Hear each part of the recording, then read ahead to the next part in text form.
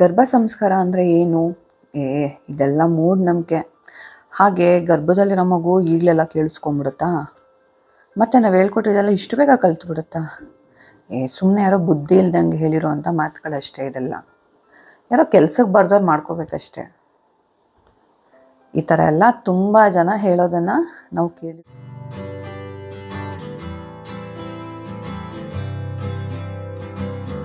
ಎಲ್ಲರೂ ಹೇಗಿದ್ದೀರಾ? ನೀವೆಲ್ಲ ತುಂಬಾ ಚೆನ್ನಾಗಿರ್ತೀರಾ ಅಂತ ಅಂದ್ಕೊಂಡಿದ್ದೀನಿ. ನಾನು ಕೂಡ ತುಂಬಾ ಚೆನ್ನಾಗಿದ್ದೀನಿ. ಹಾಗೆ ಇವತ್ತಿನ ಟಾಪಿಕ್ ಬಗ್ಗೆ ನಿಮ್ಗೆಲ್ರಿಗೂ ಮೊದಲೇ ಗೊತ್ತಿರುತ್ತೆ. ಇವತ್ತಿನ ಟಾಪಿಕ್ ಬಂದು ಗರ್ಭ ಸಂಸ್ಕಾರ. ಸೊ ತುಂಬ ಜನಕ್ಕೆ ಡೌಟ್ಸ್ ಇರುತ್ತೆ, ಗರ್ಭ ಸಂಸ್ಕಾರ ಅಂದರೆ ಏನು? ಈಗಂತೂ ತುಂಬಾ ಟ್ರೆಂಡಿಂಗಲ್ಲಿದೆ. ತುಂಬ ಕ್ಲಾಸಸ್ನ ಮಾಡ್ತಾ ಇದ್ದಾರೆ. ತುಂಬ ಇದಕ್ಕೆ ಅಂತಲೇ ಕೆಲವು ಟ್ರೈನಿಂಗ್ ಆಗಿರೋವಂಥವ್ರು ಇದ್ದಾರೆ. ಸೊ ಹಾಗಾಗಿ ಮನೆಯಲ್ಲೇ ನಾವು ಗರ್ಭ ಸಂಸ್ಕಾರನ ಯಾವ ರೀತಿಯಾಗಿ ಮಾಡ್ಕೊಳ್ಳೋದು ಅನ್ನೋದನ್ನು ಇವತ್ತಿನ ವಿಡಿಯೋದಲ್ಲಿ ತಿಳಿಸ್ಕೊಡ್ತೀನಿ. ನನಗೆ ತುಂಬ ಗೊತ್ತು ಅಂತೇನಿಲ್ಲ, ನನಗೆ ಗೊತ್ತಿರೋದನ್ನ ನಿಮ್ಮ ಜೊತೆಗೆ ಶೇರ್ ಮಾಡ್ತಿದ್ದೀನಿ ಅಷ್ಟೇ. ತುಂಬ ಜನ ಹೇಳೋದೇನು ಅಂತ ಹೇಳಿದ್ರೆ, ಕ್ಲಾಸಸ್ಗೆ ಹೋಗಬೇಕು ಅನ್ನೋದು ಏನೂ ಇಲ್ಲ. ಯಾಕಂದರೆ ಮೊದಲಿನ ಕಾಲದಲ್ಲೆಲ್ಲ ಯಾರೂ ಕ್ಲಾಸಸ್ಗೆ ಹೋಗಿ ಏನೂ ಕಲಿತಿರಲಿಲ್ಲ. ಅವಾಗೆಲ್ಲ ಸ್ವಲ್ಪ ಗುರುಕುಲ ಆ ಥರ ಎಲ್ಲ ಇರ್ತಿತ್ತು. ಬಟ್ ಮನೇಲಿರೋ ಹೆಣ್ಮಕ್ಳು ಗರ್ಭ ಸಂಸ್ಕಾರ ಅಂದರೆ ತಮಗೆ ತಾವೇ ಮಾಡ್ಕೊಳ್ತಾ ಇದ್ರು. ಸೊ ಅದನ್ನು ನಾವು ಮನೆಯಲ್ಲೇ ಸಿಂಪಲ್ಲಾಗಿ ಮಾಡ್ಕೊಳ್ಬೋದು. ಹಾಗೆ ಇವತ್ತಿನ ಟಾಪಿಕಲ್ಲಿ ಮೊದಲನೇ ಕ್ವಶನ್ ಬಂದು ಏನು ಅಂತ ಹೇಳಿದ್ರೆ, ಗರ್ಭ ಸಂಸ್ಕಾರ ಅಂದರೆ ಏನು? ಮೇಯ್ನ್ ಬಂದು ಇದೇನೆ. ಏನು ಅಂತ ಹೇಳಿದ್ರೆ, ಗರ್ಭದಲ್ಲಿರೋ ಮಗುವಿಗೆ ಹುಟ್ಟೋದಕ್ಕೆ ಮೊದಲೇ ನಾವು ಕೊಡುವಂಥ ಕೆಲವು ಸಂಸ್ಕಾರಗಳಿಗೆ ಗರ್ಭ ಸಂಸ್ಕಾರ ಅಂತ ಕಲಿತಾರೆ. ಮಕ್ಕಳು ಹೊಟ್ಟೆ ಒಳಗಡೆ ಇರಬೇಕಾದ್ರೇ ನಾವು ಕೆಲವು ಸಂಸ್ಕಾರಗಳನ್ನ ಮಕ್ಕಳಿಗೆ ಕಲಿಸ್ಬೋದು. ನಾವು ಹುಟ್ಟಿದ ಮೇಲೆ ಕಲಿಸೋದಕ್ಕಿಂತ ನಾವು ಗರ್ಭದಲ್ಲಿದ್ದು ಕಲಿಸಿದಾಗ ಮಕ್ಕಳಿಗೆ ಏನು ಅಂತ ಹೇಳಿದ್ರೆ, ಅದು ಸಬ್ಕಾನ್ಷಿಯಸ್ ಲೆವೆಲ್ಗೆ, ಅದು ಮನಸ್ಸಿನ ಆಳಕ್ಕೆ ಇಳಿಯುತ್ತೆ. ಮಕ್ಕಳಿಗೆ ಬೇಗನೂ ಅರ್ಥನೂ ಆಗುತ್ತೆ. ಈಗ ಡಾಕ್ಟರ್ಸ್ಗಳೇ ಪ್ರೂವ್ ಮಾಡಿರೋ ಅಂತರ, ಇವಾಗ ತಂದೆ ಮಾತಾಡಿದ್ರೆ ಗರ್ಭದಲ್ಲಿರೋ ಮಗು ರಿಯಾಕ್ಟ್ ಮಾಡೋಕ್ಕೆ ಸ್ಟಾರ್ಟ್ ಮಾಡುತ್ತೆ, ಸ್ಪಂದಿಸುತ್ತೆ. ಹಾಗೆ ತಾಯಿ ಹೊಟ್ಟೆ ಮೇಲೆ ಹಿಂಗೆ ಕೈ ಆಡಿಸ್ದಾಗಲೇ ಆಗಿರ್ಬೋದು, ತಾಯಿ ಮಾತಾಡ್ದಾಗಲೇ ಆಗಿರ್ಬೋದು, ಆ ಮಗು ಸ್ಪಂದಿಸೋಕ್ಕೆ ಶುರು ಮಾಡುತ್ತೆ. ಸೊ ಹಾಗಿದ್ರೆ ಮಗು ಹೇಗೆ ಗೊತ್ತಾಗುತ್ತೆ ಇದೇ ನನ್ನ ತಾಯಿ, ಇದೇ ನನ್ನ ತಂದೆ ಅಂತ? ಸೊ ಅಲ್ವಾ, ಮಗುವುದು ಸಬ್ಕಾನ್ಷಿಯಸ್ ಲೆವೆಲಿಗೆ ಗೊತ್ತಿರುತ್ತೆ ಇದು ನನ್ನ ತಾಯಿ, ಇದು ನನ್ನ ತಂದೆ ಅಂತ. ಸೊ ಹಾಗಾಗಿ ನಾವು ಗರ್ಭದಲ್ಲಿದ್ದಾಗಲೇ ಕೆಲವು ಸಂಸ್ಕಾರಗಳ ಮಕ್ಕಳಿಗೆ ಕೊಟ್ಟಷ್ಟು ನಮಗೆ ಒಳ್ಳೆ ಗುಣ ಇರುವಂತಹ ಒಳ್ಳೆ ಆರೋಗ್ಯವಂತ ಮಕ್ಕಳು ಹುಡ್ತಾರೆ.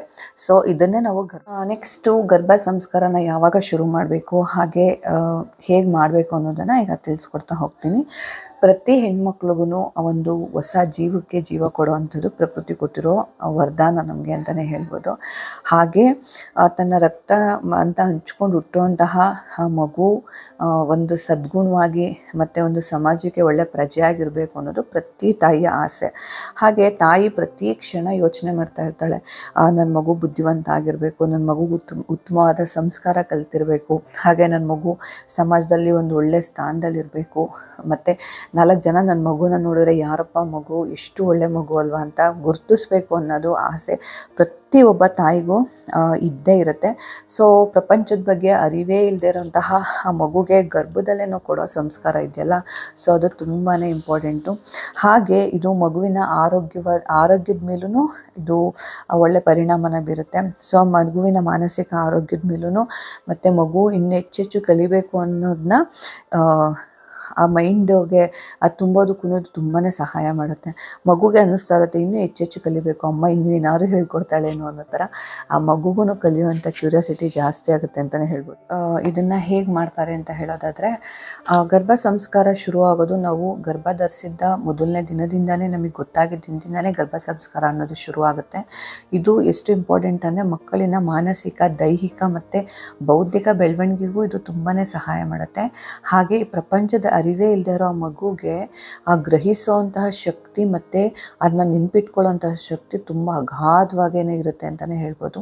ಹೇಗೆ ಇವಾಗ ನಾವೊಂದು ಎಕ್ಸಾಂಪಲ್ ಕೊಡೋದಾದರೆ, ಈ ಮಹಾಭಾರತದಲ್ಲಿ ಅರ್ಜುನ ಹೇಗೆ ಅಭಿಮನ್ಯುಗೆ ಗರ್ಭದಲ್ಲಿದ್ದಾಗಲೇ ಆ ಚಕ್ರವ್ಯೂಹನ ಪ್ರವೇಶ ಮಾಡುವಂತಹ ವಿದ್ಯೆನ ಕಲಿಸ್ಕೊಟ್ರು. ಸೊ ಹಾಗಾಗಿ ಆ ಅಭಿಮನ್ಯು ಹುಟ್ಟಿದ ಮೇಲೂ ಯಾರ ಸಹಾಯ ಇಲ್ಲದೆ ಚಕ್ರವ್ಯೂಹನ ಭೇದಿಸುವಂತಹ ವಿದ್ಯೆನ ಅವ್ರು ತುಂಬಾ ಚೆನ್ನಾಗಿ ನೆನ್ಪಿಟ್ಕೊಂಡಿದ್ರು. ಸೊ ನಮಗೆ ಇದಕ್ಕಿಂತ ಒಳ್ಳೆಯ ಎಕ್ಸಾಂಪಲ್ ಬೇಕಾಗಿಲ್ಲ ಅಂತ ಅನ್ಕೊತೀನಿ ಗರ್ಭ ಸಂಸ್ಕಾರದ ಬಗ್ಗೆ ತಿಳ್ಕೊಳ್ಳೋದಕ್ಕೆ. ಸಾಮಾನ್ಯವಾಗಿ ಮಕ್ಕಳು ಹೊಟ್ಟೆ ಒಳಗಡೆ ಮೂಮೆಂಟ್ಸ್ನ ಯಾವಾಗ ಸ್ಟಾರ್ಟ್ ಮಾಡುತ್ತೆ ಅಂತ ಹೇಳಿದ್ರೆ 3 ತಿಂಗಳಲ್ಲಿ ಸ್ವಲ್ಪ ಮೂಮೆಂಟ್ಸ್ ಸ್ಟಾರ್ಟ್ ಆಗಿರುತ್ತೆ. ಸೊ ಈ ಟೈಮಲ್ಲಿ ಪ್ರೆಗ್ನೆನ್ಸಿ ಟೈಮ್ನಲ್ಲಿ ಹೆಣ್ಮಕ್ಳಿಗೆ ತುಂಬಾ ಮಾನಸಿಕ ಒತ್ತಡ ಇರುತ್ತೆ, ದೇಹದಲ್ಲಿ ಕೆಲವು ನೋವುಗಳಿರುತ್ತೆ, ಮತ್ತು ದೈಹಿಕ ಬದಲಾವಣೆನ ನೋಡ್ತಾ ಇದ್ರೆ ಅವ್ರಿಗೊಂಥರ ಸ್ಟ್ರೆಸ್ ಆಗ್ತಾ ಇರುತ್ತೆ. ಸೊ ಇದನ್ನೆಲ್ಲ ಅವಾಯ್ಡ್ ಮಾಡಬೇಕು ಅಂತ ಹೇಳಿದ್ರೆ ನಮಗೆ ಯೋಗ ಪ್ರಾಣಾಯಾಮ ತುಂಬಾ ಮುಖ್ಯ. ಸೊ ನಾವು ಎಷ್ಟು ಸ್ಟ್ರೆಸ್ ಮಾಡ್ಕೋತೀವಿ, ನಾವು ಎಷ್ಟು ಅದ್ರ ಬಗ್ಗೆ ಯೋಚನೆ ಮಾಡ್ತೀವಿ, ಸೊ ಅದ್ರ ಪರಿಣಾಮ ನಮ್ಮ ಮಗು ಮೇಲೆ ಬೀಳ್ತಾ ಹೋಗುತ್ತೆ. ಸೊ ಆದಷ್ಟು ನಾವು ಸ್ಟ್ರೆಸ್ನ ಕಡಿಮೆ ಮಾಡಬೇಕು ಅಂತ ಹೇಳಿದ್ರೆ ಯೋಗ ಮತ್ತು ಪ್ರಾಣಾಯಾಮನ ಮೊದಲನೇದಾಗಿ ಮಾಡಬೇಕು. ಅದಾಗಿ ನಾವು ಅತಿ ಹೆಚ್ಚು ಸಂಗೀತನ ಕೇಳಬೇಕು. ಹಂಗನ್ಬಿಟ್ಟು ತುಂಬ ಕಿರ್ಚಾಡೋದು ಕೂಗಾಡೋದಲ್ಲ. ಸೊ ಮೈಲ್ಡ್ ಆಗಿರುವಂಥ ಸಂಗೀತನ ನಾವು ಎಷ್ಟು ಚೆನ್ನಾಗಿ ಆಲಿಸ್ತೀವೋ ಆ ಮಗು ಮನಸ್ಸು ಅಷ್ಟು ಶುದ್ಧವಾಗಿರುತ್ತೆ. ಸೊ ಮಗುವಿನ ಶಬ್ದನ ಗ್ರಹಿಸುವಂಥ ಶಕ್ತಿನ ಮಗು ಪಡ್ಕೊಳ್ಳುತ್ತೆ.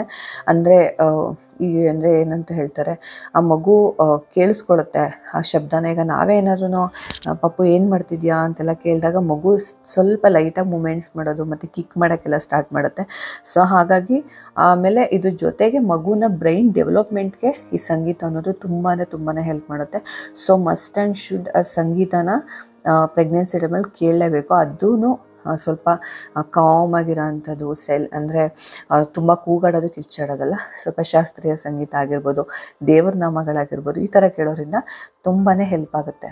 ಜೊತೆಗೆ ನಾವು ಯಾವ್ಯಾವ ತಿಂಗಳಿನಲ್ಲಿ ಯಾವ್ಯಾವ ಥರ ಆಹಾರನ ಸೇವಿಸಬೇಕು, ಯಾವ್ಯಾವ ಥರ ಪ್ರೋಟೀನ್, ವಿಟಮಿನ್ಸ್ ಇವೆಲ್ಲ ನಮ್ಮ ಬಾಡಿಗೆ ಬೇಕು ಅನ್ನೋದನ್ನು ತಿಳ್ಕೊಳ್ಬೇಕಾಗುತ್ತೆ. ಹಾಗೆ ಇದ್ರ ಜೊತೆಗೆ ನಾವು ಯಾವ್ಯಾವ ಥರ ಬಟ್ಟೆಗಳನ್ನ ಧರಿಸ್ಬೇಕು ಅನ್ನೋದನ್ನು ನಮ್ಮ ಮಾನಸಿಕ ಆರೋಗ್ಯಕ್ಕೆ ತುಂಬಾ ಇಂಪಾರ್ಟೆಂಟ್ ಆಗಿರುತ್ತೆ. ಯಾಕೆ ಅಂತ ಹೇಳಿದ್ರೆ ಈಗ ತುಂಬಾ ಟೈಟ್ ಆಗಿರೋ ಬಟ್ಟೆಗಳು ಇವಾಗನೆಲ್ಲ ಅವಾಯ್ಡ್ ಮಾಡಬೇಕಾಗುತ್ತೆ. ಆಮೇಲೆ ಈ ಟೈಮಲ್ಲಿ ನಮ್ಗೆ ಇಷ್ಟ ಬಂದಿರೋ ಬಟ್ಟೆಗಳಂತೂ ಹಾಕೊಳ್ಳೋದಕ್ಕೆ ಆಗಲ್ಲ. ಸೊ ಹಾಗಾಗಿ ಕೆಲವರು ಇರಿಟೇಟ್ ಆಗ್ತಿರ್ತಾರೆ, ಈ ಥರ ಬಟ್ಟೆಗಳು ಹಾಕೊಳ್ಳೋಕ್ಕಾಗ್ತಿಲ್ಲ ಅಂತ. ಸೊ ಅದನ್ನು ಕಾಂಪ್ರಮೈಸ್ ಮಾಡೋ ಥರ ಬೇಕಿದ್ರೆ ನೀವು ಬಟ್ಟೆಗಳನ್ನ ಸೆಲೆಕ್ಟ್ ಮಾಡ್ಕೊಳ್ಬೋದು. ಇದು ಮೇನ್ ಟಾಪಿಕ್ ಏನು ಅಂತ ಹೇಳಿದ್ರೆ ಆದಷ್ಟು ನಾವು ಖುಷಿಯಾಗಿರೋದಕ್ಕೆ ಟ್ರೈ ಮಾಡಬೇಕು. ನಮ್ಮ ಭಾವನೆಗಳೇನಿದೆ ಆ ಭಾವನೆಗಳೆಲ್ಲ ಮಗು ಮೇಲೆ ಪರಿಣಾಮ ಬೀರುತ್ತೆ. ಸೊ ಅದಕ್ಕೋಸ್ಕರ ಆದಷ್ಟು ಖುಷಿಯಾಗಿ ಮನಸ್ಸನ್ನ ಶಾಂತಿಯಾಗಿ ನೆಮ್ಮದಿಯಾಗಿ ಇಟ್ಕೊಳ್ಬೇಕು. ಸೊ ಕೆಲವರು ಅನ್ಬೋದು ಯಾವಾಗಲೂ ಹಿಂಗೆ ಇರೋಕ್ಕಾಗುತ್ತೆ ಅಂತ. ಖಂಡಿತ ಆಗೋದಿಲ್ಲ. ಯಾಕಂದರೆ ಪರ್ಸ್ನಲಾಗಿ ನನಗೆ ಆ ಥರ ಫೀಲ್ ಆಗಿದೆ. ತುಂಬ ಒಂದೊಂದ್ಸತಿ ಇರಿಟೇಟ್ ಆಗೋದು, ತುಂಬಾ ಒಂದೊಂದ್ಸತಿ ಯೋಚನೆಗಳು, ಬೇಡದರ ವಿಷಯಕ್ಕೆಲ್ಲ ಯೋಚನೆ ಮಾಡ್ಕೊಂಡು ಎಷ್ಟೋ ಸತಿ ನಾನು ಹತ್ತಿರೋ ಅಂಥದ್ದಿದೆ. ಸೊ ಇದನ್ನೆಲ್ಲ ಅವಾಯ್ಡ್ ಮಾಡೋದಕ್ಕೆ ನಾನು ಫಾಲೋ ಮಾಡ್ತಿರೋದು ಮಂತ್ರಗಳನ್ನ ಪಠನೆ ಮಾಡೋದು, 5 ನಿಮಿಷ 10-15 ನಿಮಿಷ ಮೆಡಿಟೇಷನ್ನ ಮಾಡೋದು.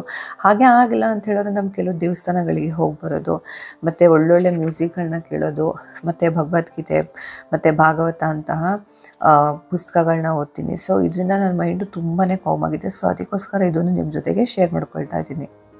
ಕೆಲವ್ರು ಹೇಳೋ ಪ್ರಕಾರ ಆ ಮಗು ನಾವು ಯಾವ ಥರ ಆಲೋಚನೆಗಳನ್ನ ಮಾಡ್ತಿರ್ತೀವಿ, ನಾವು ಯಾವ ಥರ ಮೂಡಲ್ಲಿರ್ತೀವಿ, ಸೊ ಅದೇ ಥರ ಆತ್ಮ ಬಂದು ನಮ್ಮ ಗರ್ಭಕ್ಕೆ ಸೇರಿರುತ್ತೆ ಅಂತ ಕೆಲವ್ರು ಹೇಳ್ತಾರೆ. ಸೊ ಕೆಲವರು ಹೇಳ್ತಾರೆ ಗರ್ಭಕ್ಕೆ ಆತ್ಮ 7 ತಿಂಗಳಿಗೆ ಬಂದು ಸೇರುತ್ತೆ ಅಂತ.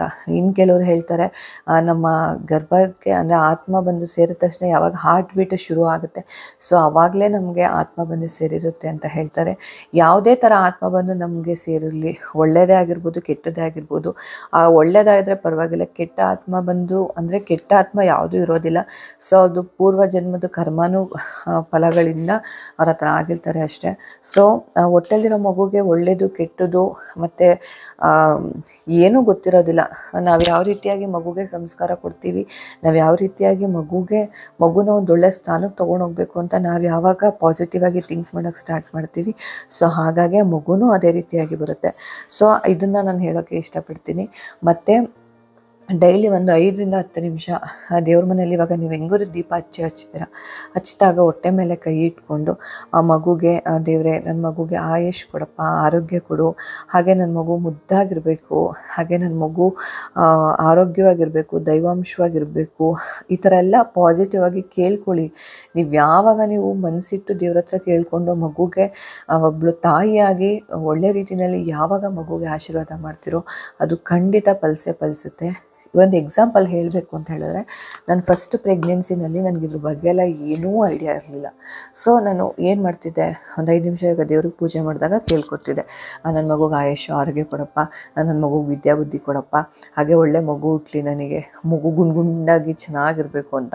ಆಲ್ಮೋಸ್ಟ್ ಹೇಳಬೇಕಂತ ಹೇಳಿದ್ರೆ ನನ್ನ ಮಗು ನಾವು ಹುಟ್ಟಿದಾಗ ಹೇಗಿದ್ನು ಅಂದರೆ ಒಂದು 5 to 6 ಮಂತ್ಸ್ ಬಂದಾಗ ಒಂದು 11 kg ಅಷ್ಟು ದಪ್ಪ ಇದ್ದ ಅವನು. ತುಂಬ ಮುದ್ದಾಗಿ ತುಂಬಾ ಚೆನ್ನಾಗಿದ್ದ. ನಿಮ್ಗೆ ಫೋಟೋ ಹಾಕ್ತೀನಿ ನೋಡ್ಬೋದು. ನನಗೆ ಆ ರೀತಿಯಾಗಿ ನಾವು ಸುಮ್ಮನೆ ಅವಾಗ ನನಗೆ ಗರ್ಭ ಸಂಸ್ಕಾರ ಅಂದರೆ ಏನು ಅಂತಲೇ ಗೊತ್ತಿರಲಿಲ್ಲ. ಸೊ ದೇವ್ರ ಹತ್ರ ನಾವು ಕೇಳ್ಕೊಂಡಿದ್ದು ನಿಜ ಆಗುತ್ತೆ ಅನ್ನೋದಕ್ಕೆ ಒಂದು ಒಳ್ಳೆ ಎಕ್ಸಾಂಪಲ್ ಇದು. ನಾವು ಯಾವಾಗಲೂ ಪಾಸಿಟಿವ್ ಆಗಿ ಯಾವಾಗ ಥಿಂಕ್ ಮಾಡ್ತೀವಿ, ನಾವು ಯಾವಾಗಲೂ ಸಕಾರಾತ್ಮಕವಾಗಿ ಯಾವಾಗ ಯೋಚನೆ ಮಾಡ್ತಿರ್ತೀವಿ, ಸೊ ನಮ್ಮ ಪರಿಸರದಲ್ಲೂ ಹಾಗೆ ಇರುತ್ತೆ. ಸೊ ಹಾಗೆ ನಮ್ಮ ಮಗುಗೂ ಅದು ತುಂಬಾ ಒಳ್ಳೆಯದು.